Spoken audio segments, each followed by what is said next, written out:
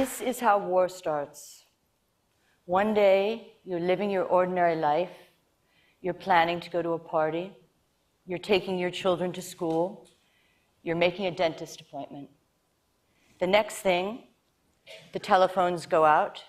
The TVs go out. There's armed men on the street. There's roadblocks. Your life, as you know it, goes into suspended animation. It stops. I'm going to steal a story from a friend of mine, a Bosnian friend, about what happened to her, because I think it will illustrate for you exactly what it feels like.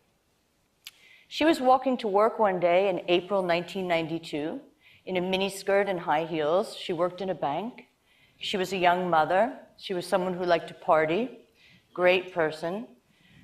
And suddenly she sees a tank ambling down the main road of Sarajevo, knocking everything out of its path. She thinks she's dreaming, but she's not. And she runs as any of us would have done and takes cover, and she hides behind a trash bin in her high heels and her miniskirt.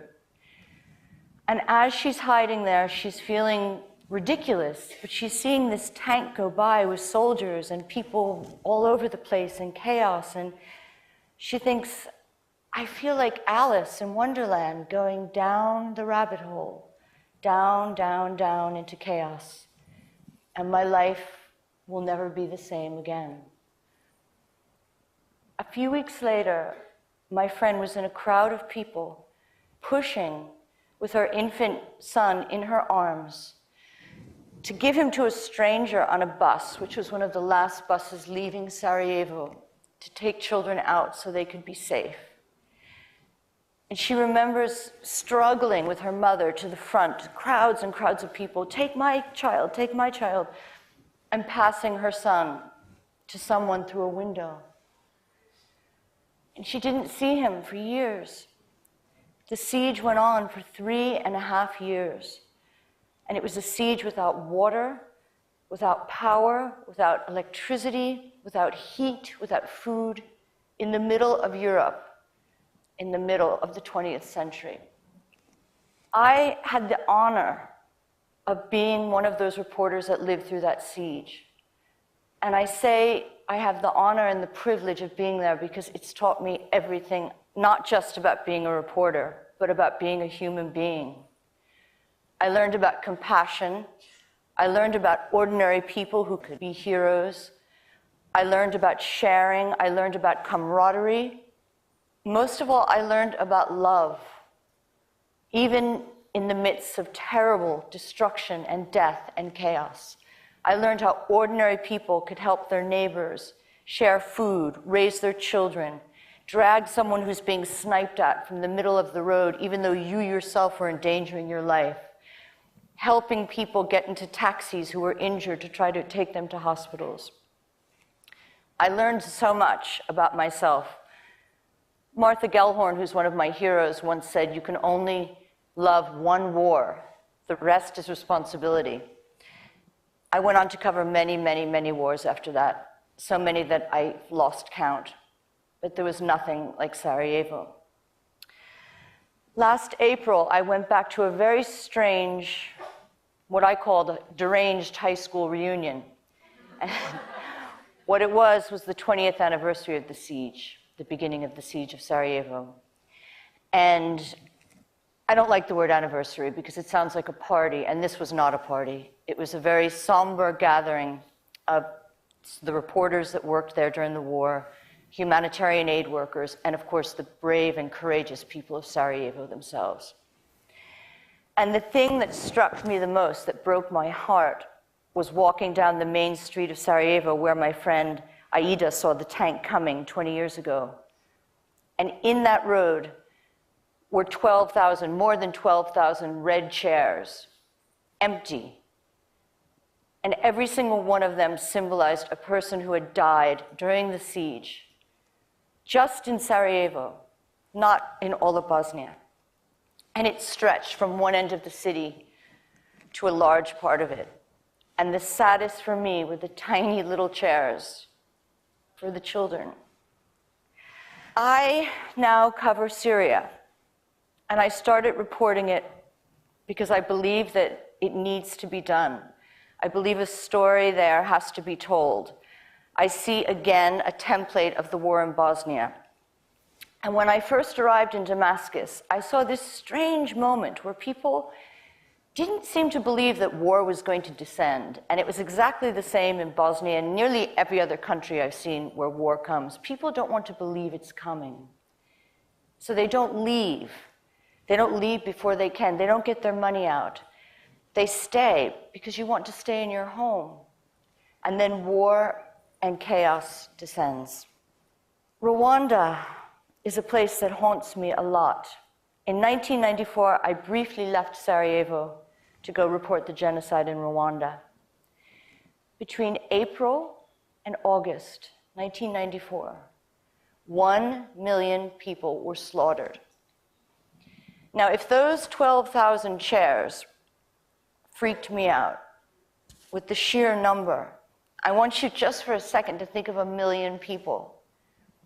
And to give you some example, I remember standing and looking down a road as far as I could see, at least a mile, and there were bodies piled twice my height of the dead. And that was just a small percentage of the dead. And there were mothers holding their children who had been caught in the last death throes. So we learn a lot from war. And I mention Rwanda because it is one place, like South Africa, where nearly 20 years on, there is healing. 56% of the parliamentarians are women, which is fantastic. And there's also within the national constitution now, you're actually not allowed to say Hutu or Tutsi. You're not allowed to identify anyone by ethnicity, which is, of course, what started the slaughter in the first place. And an aid worker friend of mine told me the most beautiful story, or I find it beautiful. There was a group of children, mixed Hutus and Tutsis, and a group of women who were adopting them. And they lined up, and one was just given to the next. There was no kind of compensation for you're a Tutsi, you're a Hutu, you might have killed my mother, you might have killed my father. They were just brought together in this kind of reconciliation. And I find this remarkable. So when people ask me how I continue to cover war and why I continue to do it, this is why. When I go back to Syria next week, in fact, what I see is incredibly heroic people, some of them fighting for democracy, for things we take for granted every single day. And that's pretty much why I do it. In 2004, I had a little baby boy, and I call him my miracle child because after seeing so much death and destruction and chaos and darkness in my life, this ray of hope was born. And I called him Luca, which means the bringer of light, because he does bring light to my life. But I'm talking about him because when he was 4 months old, my foreign editor forced me to go back to Baghdad, where I had been reporting all throughout the Saddam regime and during the fall of Baghdad and afterwards. And I remember getting on the plane in tears, crying to be separated from my son. And while I was there, a quite famous Iraqi politician who was a friend of mine said to me, "What are you doing here? Why aren't you home with Luca?" And I said, well, I have to see. It was 2004, which was the beginning of the incredibly bloody time in Iraq. I have to see what is happening here. I have to report it. And he said, go home. Because if you miss his first tooth, if you miss his first step, you'll never forgive yourself. But there will always be another war. And there, sadly, will always be wars. And I am deluding myself if I think as a journalist, as a reporter, as a writer, what I do can stop them. I can't. I'm not Kofi Annan. He can't stop a war. He tried to negotiate Syria and couldn't do it. I'm not a UN conflict resolution person. I'm not even a humanitarian aid doctor, and I can't tell you the times of how helpless I felt to have people dying in front of me, and I couldn't save them. All I am is a witness. My role is to bring a voice to people who are voiceless. A colleague of mine described it as to shine a light in the darkest corners of the world. And that's what I try to do. I'm not always successful.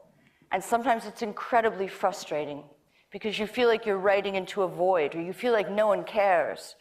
Who cares about Syria? Who cares about Bosnia? Who cares about the Congo? The Ivory Coast, Liberia, Sierra Leone, all of these strings of places that I will remember for the rest of my life.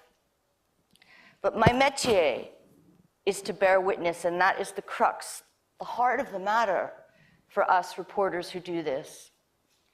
And all I can really do is hope, not to policymakers or politicians, because as much as I'd like to have faith that they read my words and do something, I don't delude myself.